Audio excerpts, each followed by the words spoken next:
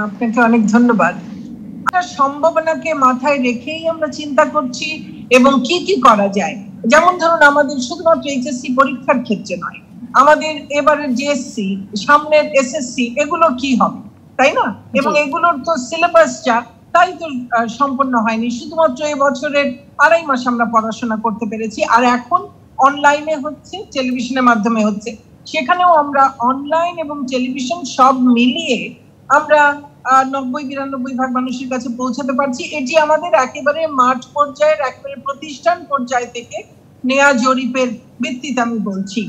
এটি কোনো দেশের মধ্যে একটি দৈব চয়ন পদ্ধতিতে করা কোনো আমাদের গবেষণা নয়, আমাদের একেবারে প্রতিটি প্রতিষ্ঠান পর্যায় থেকে তথ্য নিয়ে করা। আচ্ছা, তো সেখানে আমরা এই যে বাকি যাদের কাছে পৌঁছাতে পারছি না, তাহলে আমার এই পরীক্ষা আমি কতটুকু সিলেবাসের মধ্যে রাখবো? আমার একটি পরীক্ষা কেন নিতে হয়? পরীক্ষা নিতে হয় একটা মূল্যায়নের জন্য। আমার পড়ানোটা কেন আমি পড়াই? পরবর্তী ক্লাসের জন্য, তাকে প্রস্তুত করবার জন্য।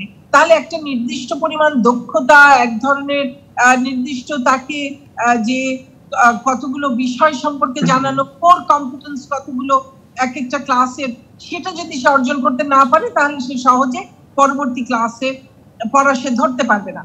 কাজে আমার যেই ক্লাসে এখন আছে, তার সেই ক্লাসের জন্য যে দক্ষতা এবং যে কোর কম্পিটেন্স তার অর্জন করবার কথা, সেটুকু একেবারে মিনিমাম কতটুকু কি সিলেবাস হলে তাকে দেওয়া সম্ভব, সেটিও আমরা প্রণয়নের কাজ করছি, যাতে এর মধ্যে, এবং সেটি নিয়ে কাজ প্রায় সমাপ্ত হয়ে গেছে, আমরা খুব শিগগিরই সেটা নিয়ে বসবো।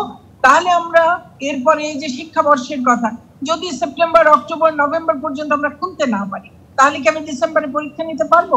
সেক্ষেত্রে আমাদের হয়তো এই বছরের শিক্ষাবর্ষটাকে চিন্তা করতে হতে পারে। আমি বলছি না আমরা করবো, আমরা এগুলো সবই মাথায় রাখছি অপশনস হিসেবে, যে আমরা কি আগামী ফেব্রুয়ারি বা মার্চ পর্যন্ত নিয়ে গিয়ে এই সময়ের মধ্যে সেই সংক্ষিপ্ত সিলেবাসটি আমরা শেষ করে পরীক্ষা নিয়ে, এবং তাহলে তার পরবর্তী শিক্ষাবর্ষ 1 বছরের বদলে 9 মাসে হবে।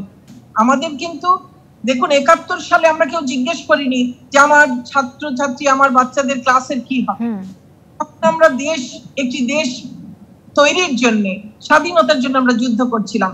এখন বিশ্বব্যাপী মানুষ জীবন মরণ একটা যুদ্ধের মধ্যে লিপ্ত আছে। কাজে এখনো আমরা সবকিছুতে যে নিশ্চয়তা খুঁজে পাবো তা কিন্তু নয়, এবং পুরোটাই খুব অনিশ্চিত। কাজে এর মধ্যেও আমরা যতটুকু আমাদের শিক্ষার্থীদের যে পড়াশোনাটুকু করতে হবে তাদের পরবর্তী ধাপে যাবার জন্য, সেটুকু আমরা কত ভালোভাবে তাদেরকে দিতে পারবো, তাদেরকে নিয়ে যেতে পারবো পরবর্তী ধাপে কতটুকু তৈরি অবস্থায়, সেটা নিয়ে আমরা ভাবছি, কাজ করছি।